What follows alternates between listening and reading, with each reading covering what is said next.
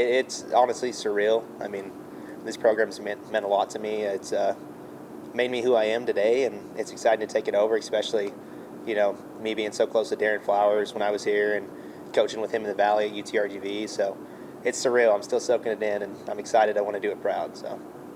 Well, knowing how great of a tradition this program has, I think that kind of gives you a leg up on anyone else that maybe could have taken the job, because you know how great a cross-country team is here. Right, definitely. I was part of that men's team that started that tradition in 2013, winning the conference titles and making the national meet. So I understand the expectations here, what it takes to be great, how hard it is to sometimes to recruit to the area, to retain kids, and all the challenges that come with running in West Texas. So.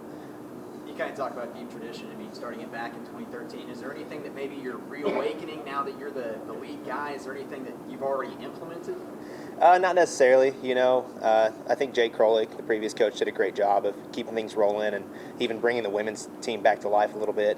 I think the last time they qualified was when I was here in 2013 or 2014. So them making the national meet this year was huge. So I wouldn't say there's anything that I'm really bringing back. It's been rolling for a while now, and I'm looking forward to just continuing that process. What do you think is going to be your biggest challenge to get that next leap from competing in a national meet to trying to win that national meet?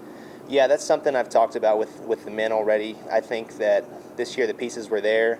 Just sometimes when you get into the postseason, it's a little rough to hold things together with injury, or just people are just feeling the fatigue of the semester and, running that many miles for that many weeks. So I've already talked about with the men, I really think that the pieces are there, that we could be a top 10 team at the national meet, and same for the women.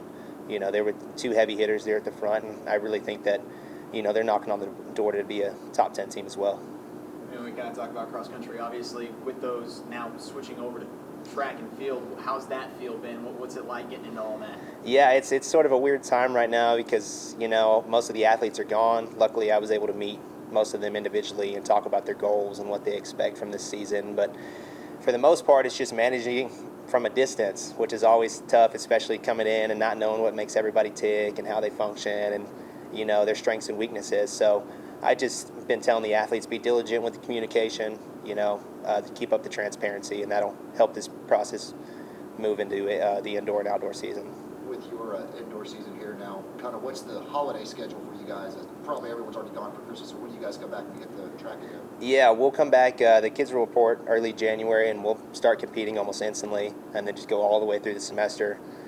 Indoor will end at the beginning of March, I believe, and then we'll just jump straight into outdoor. So they have a long semester ahead of them, so I'm sure they're enjoying their downtime right now and hopefully running a little bit. Do you already have a number of how many you want to compete in that Corky Classic when you guys do come back? No, not specifically. We have a few kids that are injured right now, or everybody's just on different timelines. There were some kids that were looking to compete early indoor in December, and they ended up not. So just really getting everybody on the same page when they get back to campus, and we'll assess what we need to do from there.